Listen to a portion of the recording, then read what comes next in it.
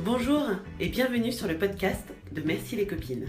Chaque semaine, je vous présente le parcours d'entrepreneuses motivées et motivantes qui vous expliquent comment elles se sont lancées, pourquoi et comment ça se passe actuellement. Ce sont des entrepreneuses de Cergy-Pontoise que j'ai rencontrées lors de l'apéro entrepreneuse que j'organise à peu près tous les 15 jours le jeudi à Pontoise à la Workery généralement. Je vous laisse écouter le parcours de cette semaine. À très vite. Bonjour Mélanie.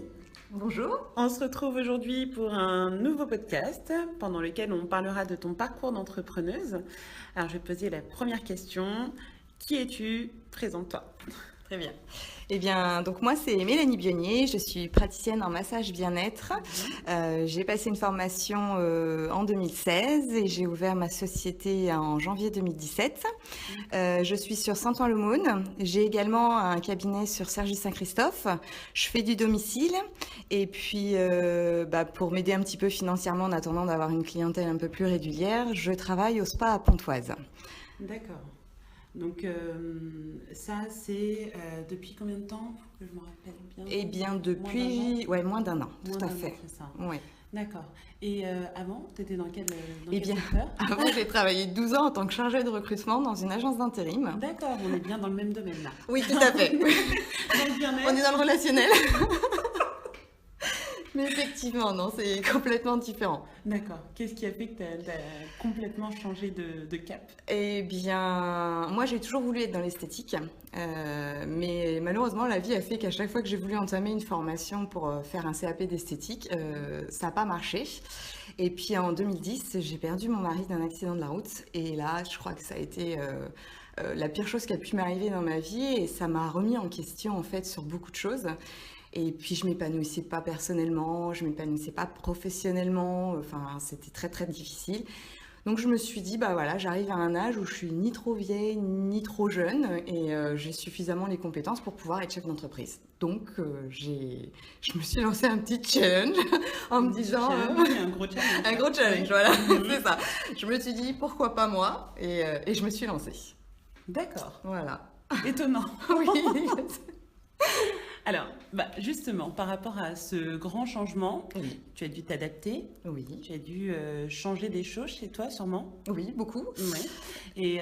Et donc, alors, je finis juste la question parce qu'elle est un petit peu plus précise que ça. Est-ce que tu as fait des découvertes sur ta personnalité?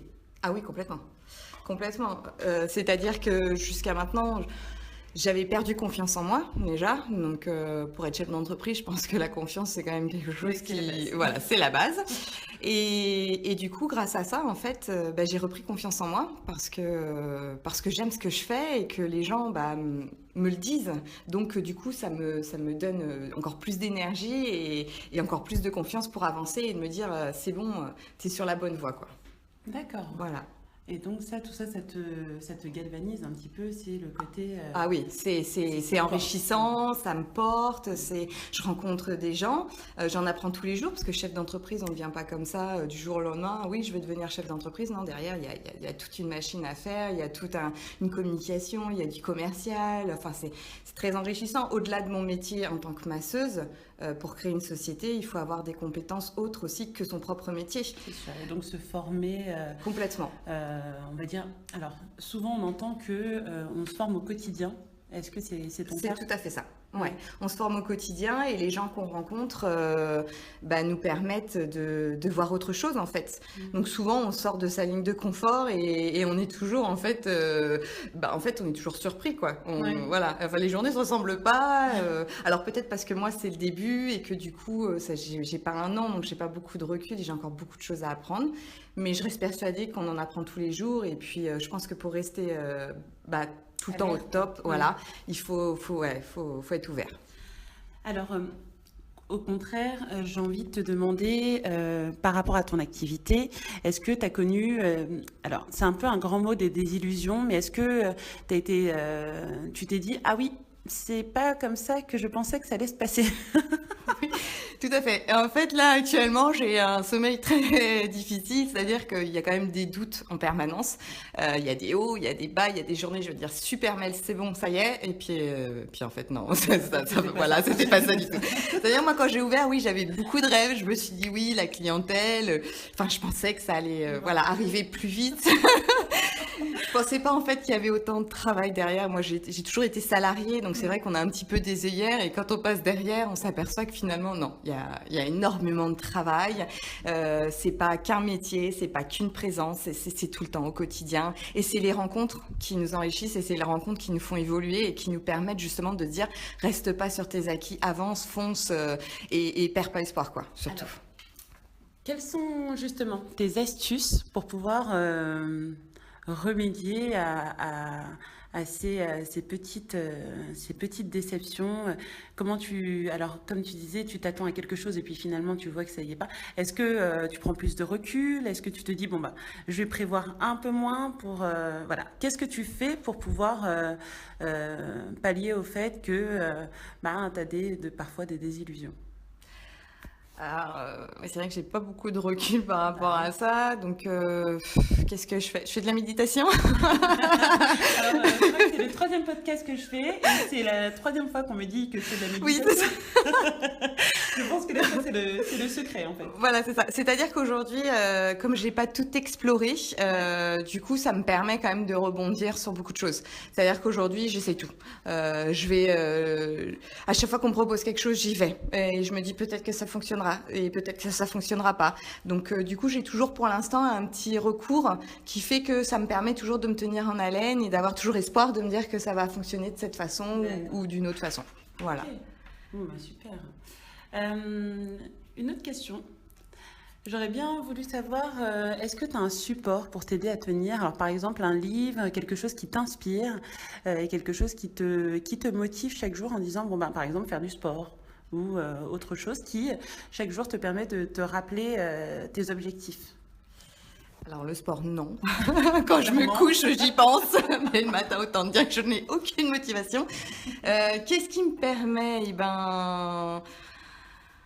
J'ai mon livre d'or en fait que j'ai eu pendant ma formation et de temps en temps je relis un petit peu les messages qui m'ont été laissés par rapport à ma pratique et du coup ça me permet de voir l'évolution que j'ai par rapport à l'assurance que j'ai par rapport à mon métier et du coup ça me motive. Je me dis qu'aujourd'hui, mon objectif, c'était vraiment d'être de chef d'entreprise, bien évidemment, mais la principale raison pour laquelle ce métier me porte, c'est que j'aime apporter en fait quelque chose aux autres. Je me dis, je me sens utile à apporter du bien-être, et quand je masse et que la personne me dit, je suis bien, je suis détendue, pour moi, j'ai gagné, quoi. Je me suis dit, ouais, super, c'est bon. Et ça, c'est vrai que c'est pour tout le monde. Et aujourd'hui, quel est ton état d'esprit? Tu dirais qu'aujourd'hui, tu te sens comment? Alors, on peut prendre la journée d'aujourd'hui ou en général, hein. Oui. Voilà. Comment tu te sens? Aujourd'hui, sincèrement, je me sens fatiguée, moralement surtout, parce qu'il y a beaucoup de choses qui sont arrivées en peu de temps et que j'avoue que j'ai pas trouvé encore mon rythme de croisière pour la gestion des papiers, tout ça. Donc j'avoue que je suis un petit peu débordée, donc souvent c'est un petit peu la panique. Donc il y a quelques baisses de morale, mais bon, je me dis que voilà, je pense que je suis pas la première à être passée par là et je serai pas la dernière. Donc c'est justement là qu'il faut s'accrocher et se dire que ça vaut le coup, quoi, tout simplement, et que c'est pas au bout d'un an que je vais avoir forcément des retombées. Donc je me laisse, comme dit tout le monde, 3 ans qu'il faut à peu près, voilà, et puis on verra. Mais j'y crois, donc après, je vois pas pourquoi ça fonctionnerait pas en fait. Bon, on a eu le téléphone qui sonnait en même temps. Bon, c'est pas bien grave, hein, ça arrive. J'espère qu'on l'entendra pas trop pendant l'enregistrement, hein. Donc, bon, on était bientôt de toute façon sur la fin. Donc, on voit que quand même, au niveau de l'état d'esprit, parce que moi, ce que je voudrais savoir, c'est malgré la fatigue, malgré comment tu te sens, parce que c'est pas toujours évident de tenir le cap, est-ce que parfois tu as des regrets par rapport à ton choix de lancement? Non, franchement, j'ai aucun regret. Et Malgré la fatigue. malgré la fatigue, de toute façon, je me dis que voilà, là aujourd'hui, je me bats, c'est pour moi. Donc forcément, ça va demander bien plus d'efforts que quand j'étais salariée. Donc il n'y a pas photo, c'est évident. Et non, je me vois pas du tout revenir à la case départ. Non, non. Là, je regrette pas du tout. J'ai aucun regret. Par contre, je peux avoir des doutes parce que je pense que ça fait partie de l'humain, mais pas de regret. Aucun. Bon, alors ça c'est super déjà parce que c'est hyper positif et je pense que ça va en inspirer plus d'une. On s'est rencontrés à l'apéro entrepreneuse et je voudrais savoir pourquoi tu y as participé et qu'est-ce que tu en as pensé? Alors moi, j'avais déjà entendu parler de la workery en fait, et le jour où j'avais voulu y aller, malheureusement, il y avait déjà plus de place. Donc c'était pareil, c'était des auto-entrepreneurs, mais par contre c'était mixte, il n'y avait pas que des femmes. Voilà, donc du coup, j'avais laissé tomber. Et puis là, j'ai rencontré une hypnothérapeute par une association dont je fais partie et qui m'a donc lancé l'invitation. Et je vous avouerai que je n'ai rien lu du tout. J'ai vu l'invitation de Workery, j'ai vu auto-entrepreneuse, je me suis dit, bon allez, on y va, on fonce. De toute façon, ça peut être qu'enrichissant de rencontrer du monde et puis de se faire connaître. Et donc, j'y suis allée. Et j'en ai pensé quoi? Eh ben, c'était super. Franchement, c'était bien agencé, c'était bien organisé. Alors c'est vrai que les petits entretiens de 2 minutes 30, c'est très difficile, sachant qu'on est des femmes et qu'on a tellement envie de parler que bon, il faudrait presque la soirée, c'est certain. Mais c'était chaleureux. J'ai rencontré de belles personnes, des métiers que je connaissais pas forcément. Donc non, c'était très très bien. Ça m'a apporté en tout cas, et puis ça rebooste le fait de rencontrer du monde qui sont dans le même cas que nous, et puis on échange. Non, moi j'ai trouvé ça très très bien. Dernière question. Et puis on a terminé. Alors, tes envies pour la suite. Qu'est-ce que tu envisages de faire dans 6 mois, dans 1 an? Comment tu te vois? Est-ce que... alors, voilà, je laisse la question assez libre. Oui. Alors, moi, je me vois... dans ce que j'aimerais, c'est déjà arrêter le spa, parce que forcément, ça correspond pas vraiment au type de, à ce que je recherche exactement. J'aimerais bien pouvoir développer aussi le secteur du 78, pas forcément rester que dans le 95, donc avoir pourquoi pas un local aussi dans le 78. Et puis après, dans un futur un peu plus loin, parce que j'essaye de me projeter, j'aimerais bien ouvrir mon propre institut, en fait, par contre, mais avec mes propres règles, ma façon de travailler. Ouais, ça me plairait bien, ouais. Là, ça serait vraiment la fierté, entre guillemets. Est-ce que tu as un site internet, une page Facebook où on peut te suivre? Voilà, j'ai une page Facebook, j'ai un site internet. Alors, le site internet, au début, je l'ai fait par le mari d'une amie, mais en fait, il n'était pas du tout pertinent. Je me suis dit, là, personne va le voir. Donc, du coup, j'ai fait appel à une société pour m'aider à faire mon site internet, que je trouve super joli aujourd'hui. Et puis, la page Facebook aussi. Mais après, c'est vrai que ça encore, c'est un métier d'écrire régulièrement. Ça s'apprend. Voilà. D'accord. Est-ce que tu peux nous donner l'adresse? Oui, alors c'est pour que ça soit mon site internet, c'est www.melaloha. Alors c'est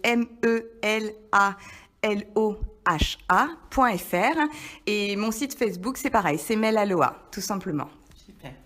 Merci beaucoup Mélanie d'avoir répondu à mes questions. Merci à toi. C'est un plaisir. Merci. Merci beaucoup. À très bientôt. À très bientôt. Merci à tous d'avoir écouté ce podcast de Merci les copines. Je reviens très rapidement avec un nouveau parcours, une nouvelle entrepreneuse. En attendant, vous pouvez retrouver toutes les infos sur www.mercilescopines.com, sur la page Facebook Merci les copines et sur Instagram. Les podcasts sont sur YouTube, sur la chaîne Christy MLC. À très bientôt. Ciao.